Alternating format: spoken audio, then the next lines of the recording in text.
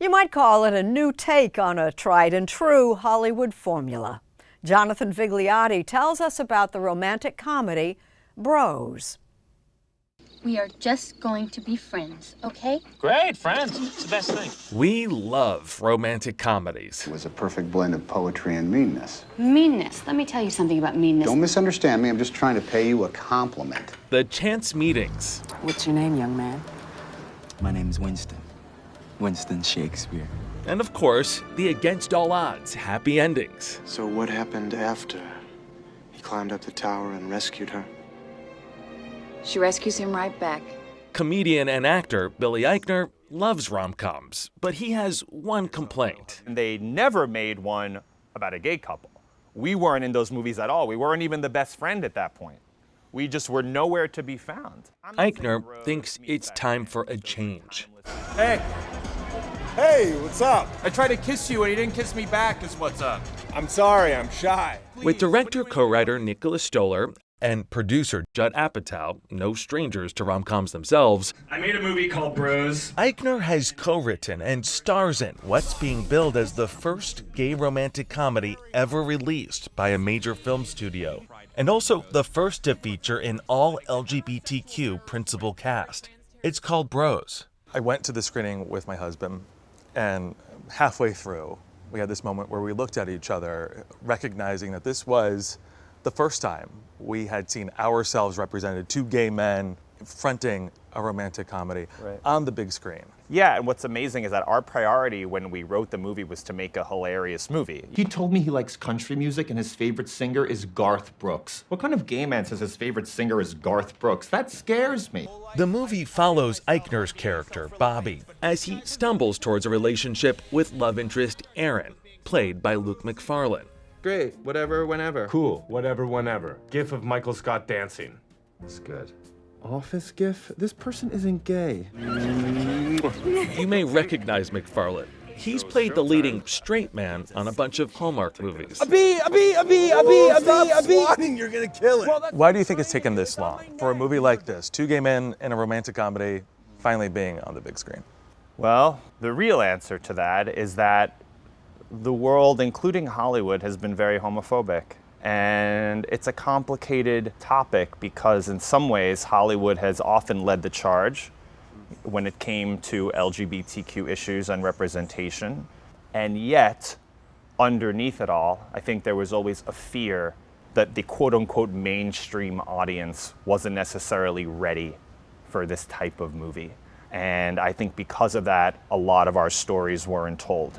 My mom died when I was in college. While much of the film is fictional, Bros allowed Eichner to get personal. For me to be an effective writer, a good artist, I needed to be able to be honest. It's all about honesty. I was always too gay, or I was too niche, or, I made people uncomfortable. And I'm telling you, enough people tell you things like that, no matter how confident you are, when you're alone at night, you start to think that maybe they're right. I love that monologue because I feel like it summed up the message and maybe your goal with the movie. You presented this relationship in all of its grittiness, not hiding behind anything. That monologue on the beach was inspired by real experiences. For example, in 2006, this was 5 years before his breakthrough comedy game show, Billy on the Street. You're saying things that I would never have had the courage to say. You're damn right I am! Eichner says his manager brought talent agents to see one of his live comedy shows. And asked me if I could make the show less gay that month. There were all kinds of overt and less overt ways that people were telling me, you're really talented, but we're not sure what to do with you. It was all this kind of like coded language, like, you're too smart, someone once said. I was like, you can be too smart? I didn't know that was a thing. I've been met with, always being told that we're taking a chance, We don't really know how the audience is gonna respond. We don't know how the studio is gonna respond. We've got Deborah Messing's agent on the Zoom. It's urgent. Deborah's worried that she's on the verge of being canceled. She said in an interview that she was the Viola Davis of Tufts, and people are mad. The actor known as Miss Lawrence is also an LGBTQ activist. What's it like to work on a production where everybody is free to be themselves? Not just free, but celebrated for that. It's very rewarding. It's exciting. This is probably the first time we have ever seen that, where you have people in front and behind the lens representing every letter of the LGBTQ community. Eichner underscored that when I visited the set last November. Of the people here, how many are part of the LGBTQ community? I think there might be a few people that have one or two lines that aren't, but you know, I didn't want to completely erase straight people from the narrative the way they've erased me for thousands of years, because I'm trying to be bigger than that.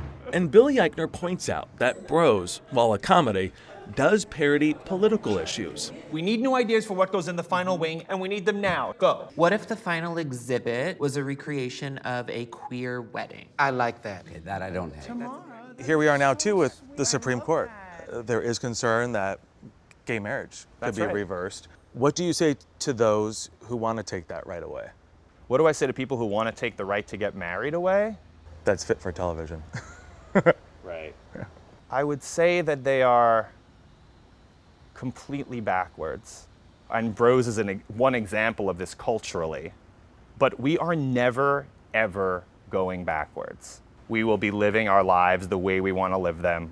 We're going to have equal protection under the law and keep fighting for it. We're going to do with our bodies whatever the hell we want to do with our bodies, and that we've existed since the beginning of time. As long as there has been human civilization, there has been LGBTQ people, and that is going to continue. Now you want to be on my big blanket? I gotta be aggressive. Oh, there you are. Hey, what's going on? Over your blanket.